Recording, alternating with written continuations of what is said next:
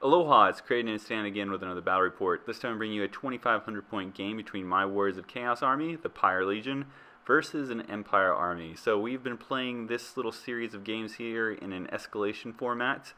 I think we stopped at 1250 last time, and we haven't got to play a lot because of work and such, so we decided to go ahead and skip all the other levels and go straight to 2,500 since we don't get to really play against each other very often. But I don't have 2,500 points of army or of models for an army. So in order to make that happen, I had to borrow some of his ogres, and that's what you see here. I put 16 ogres with Mark of Corn because that was really simple, easy, and it looks impressive on the battlefield. So that's what I'm going to be using, and let's go into deployment. Starting on the left flank, we have my 6 Warhounds here in the left corner, then 6 Dragon Ogres, and then finally with the Mark of Zinch, a Chaos Giant in a lava river. Next to the Giant, we have 18 Halberds, Shields with the Mark of Zinch Warriors and my General. Next to them will be another 18 of Chaos Warriors with extra close combat weapons in the Mark of Zinch. I don't have all the models put together, so I am going to be using some placeholders. And then finally down the line, as you can see in this overview shot, my 16 Chaos Ogres with the Mark of Zinch, followed by a small unit of Chaos Warhounds. Here's another overview of the board, looking at my opponent's deployment. Now, just to quickly go over the terrain, we have 2 rivers. They're both raging torrents. That gives you +3 initiative.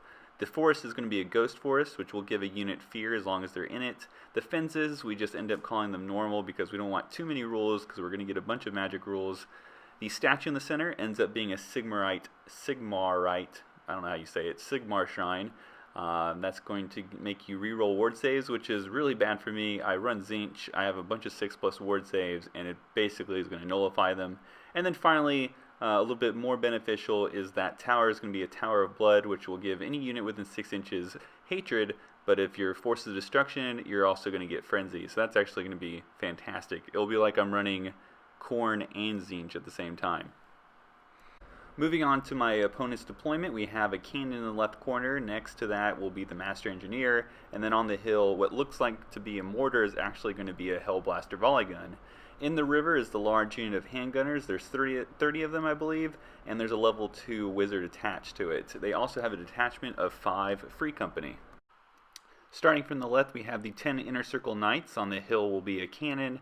In front of the cannon are the unit of great swords. Inside that unit will be a BSB, and if you've seen the other battle reports of the Empire and Chaos Warriors, Benito the Coward, who's a warrior priest. Attached to the great swords is another unit of, nope, sorry, I thought they were free militia. They're actually crossbowmen. On the far right flank, we have his unit of spearmen with the level 4 attached. There's also a detachment of 5 free company, and then finally, I think they've already vanguarded, are his 5 pistoliers. We move to the scout phase, I guess, and here in the left corner behind my lines, because I forgot about these guys, is Marcus Wolfheart and then a unit of his hunters.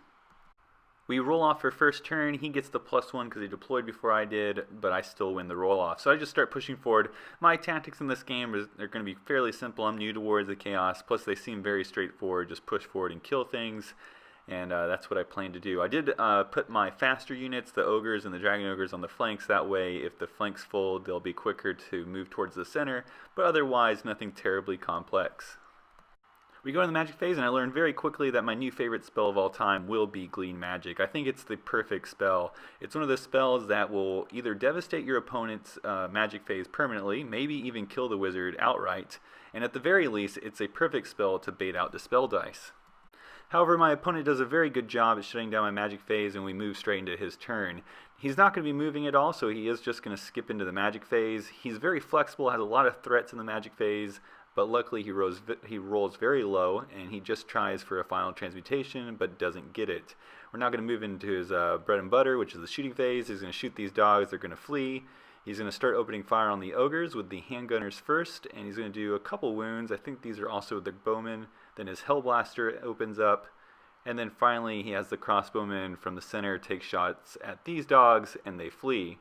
So with the shooting phase done, we're back into Warriors of Chaos, turn 2.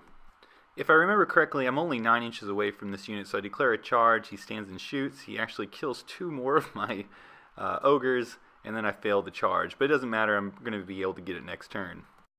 The dogs continue to flee on both flanks, and they both end up running off the board, if not this turn, then the next. The rest of the magic phase sees me move my dragon ogres forward across the river. Again, I can't march over it, so I just need to slog over it. I could have charged the pistoliers, but I knew my opponent would just flee, and I just need to get over that river as fast as I can.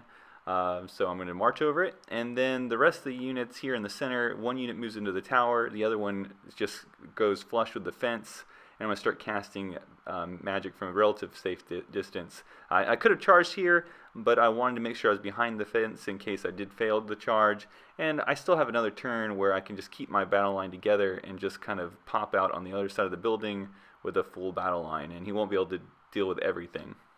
We're going to go into the magic phase, and I'm going to get a huge magic phase. 10 dice. Glean Magic is the best spell ever. I get rid of his Dispel Scroll. It's just such a great spell to lead with. Blue Fire is a success. I roll really low, and he's tempted to roll it on 1 dice, fails, and then this just makes everything a little bit easier. And at the end, we see that I do some pretty significant damage. One, I take 2 of his guys off his Great Cannon, and I hand out regen like candy. And then I didn't get a picture of it, but 5 of those knights, or 6 of those knights are dead now. But the last 4 get regen. As we go into Empire turn 2, I also want to make a note that I got Treason of Zinch on this unit, and we continue on with his movement phase. He moves his pistoliers to the flank of my dragon ogres. He's just going to make it impossible for me to catch him and just shoot as he can. And then he also scoots back both his detachment and his unit of spearmen with the general in it. He begins his turn with trying to get off one of the bomb spells he has. He has Dwellers Below. He throws 4 dice at it, and he fails to get it. I'm a little bit relieved until he goes for Final Transmutation, throws all 6 dice at that, gets it off, and kills 7 of my guys. Luckily, Keku survives, and I just have to worry about the bubble stupidity. After that, we go straight into the shooting phase, and this is his handgunners into my ogres. Then the bowmen go ahead and put 1 wound on an ogre, and then the hellblaster opens up and kills a bunch of ogres. Now this is a lot of casualties I've been taking up to this point, but I'm not worried about it. It's still 7 ogres, and 7 ogres against any amount of handgunners is going to be easy for them. That is unless, of course, I fail a stupidity check. So we go into my turn, and I fail a stupidity check. The bubble did reach this large ogre unit. It's not actually that far away from my general's unit. So they of course stumble forward. That's going to be another round of close shots at them, so that's bad news. And also on the other side, my dragon ogres end up failing a stupidity check. So, Final Transmutation, a great spell and has long-lasting effects. After that disappointment, I go ahead and declare a charge with my giant at that unit of spearmen with the wizard inside, and as you can see here, they're not there anymore, and that's because I did cast that Treason of Zinch. They had to take a terror test, and they fled away. So they did go off the table. I tried to redirect into their detachment, but I failed the leadership test to redirect, and I continue on with my failed charge. For the rest of the movement, I don't believe I tried to charge with the halberds. Not sure why. I guess I just moved up to ensure that next turn I'd be in combat with them. I didn't think there was any chance of them getting damaged at all because the wizard was gone and the handgunners would be occupied with the ogres. So I thought they were pretty safe, and so I just put them out there in front, and now I have a full battle line right in front of him. In the magic phase, my only threat for the center lines, or at least the only thing that can do extensive damage, is that cannon with maybe a grape shot, so I try to get rid of it with Infernal Gateway. I do get the spell off, but I'm not going to end up doing anything, and then Blue Fire does some minor damage to the great swords, and then gives them regen, so there you go. In Empire turn 3, we have both the Knights and the Great Swords make their charges into my units, and he jumps in the Magic phase. Here in the Magic phase, he's really going to need his Warrior Priest to do his part, but unfortunately I'm able to stop both of the spells that matter. He does try for a last-minute Dwellers Below, but he just doesn't have enough dice to really get it off. We go straight into the shooting phase after that, and he unloads with his handgunners into these ogres and kills quite a few ogres. I think he tries with the Hellblaster, but I think this is the turn it misfires, and then he just ends up missing a bunch of shots. After that, we go straight into combat, and he declares a challenge with Benito the Coward, and of course, Kekus the Pyromancer has to accept the challenge from his old foe. Now, somehow old Benito has managed to get his hands on the Speculum, and he's hoping that will really help him out in this combat, but it's really not going to be much of a stat switcheroo, so I think he ends up taking away my attack, and he gets a bonus to an initiative, but the 2 attacks I do get from Benito himself is just enough for me to kill him, so it was a pretty good fight, but Kekus ends up prevailing in the end, and as recognition for his greatness, Tzeentch looks upon his mighty champion and bestows the gift of Iron Skin, which gives him a 3+ armor save essentially, and that's pretty neat, and we move on to see how the rest of the combat goes. So the rest of the combat actually goes into my favor pretty lopsidedly. I have both Hatred and Frenzy because I'm within 6 inches of that tower. I'm going to strike first, so I kill droves of his great swords before they get to attack. His great swords are stubborn, so they stick. We go over to the night combat, same story, Frenzy, Hatred, tons of attacks. I kill 2 knights, I am only strength 4. He kills maybe 1 or 2 in return. He needs to take a leadership check, but he still passes it, and we are where we are, and we're moving into my turn 4.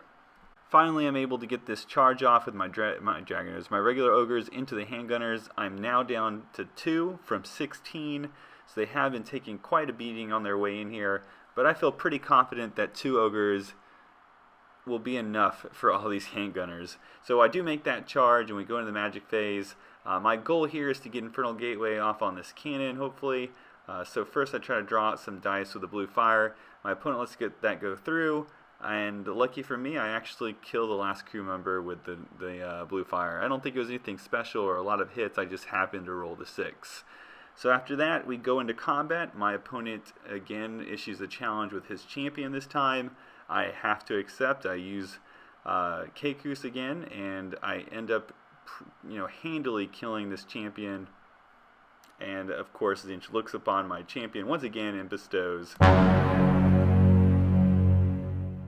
Unholy Resilience. So that brings him up to toughness 5. The rest of the combat goes my way. I think I forget to target the BSB, so I end up killing all the great swords. He's no longer stubborn, but he does get 3 dice, but he doesn't roll any snake eyes. He breaks, I overrun, and I end up here.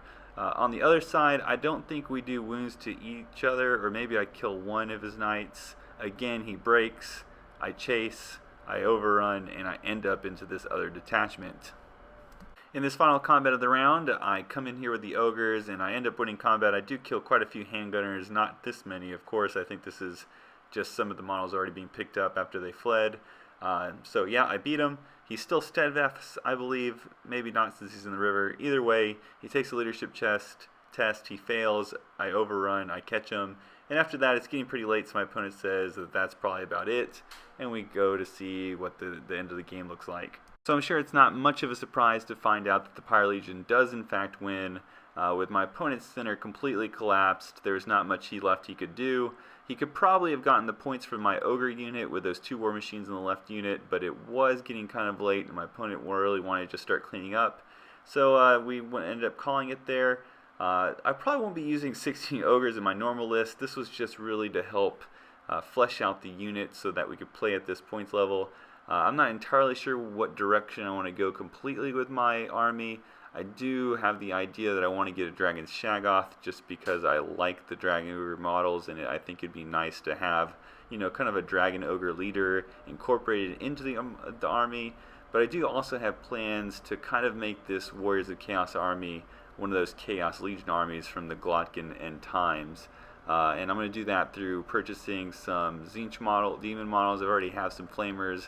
I think I'm going to get some Screamers. I might leave it to that. I'm probably going to get the Burning Chariot also, but I don't think I'm going to get any Horrors. But you know what? I haven't made up my mind completely yet, so we'll see how it evolves. Right now I just want to go ahead and get the stuff I do have put together and painted.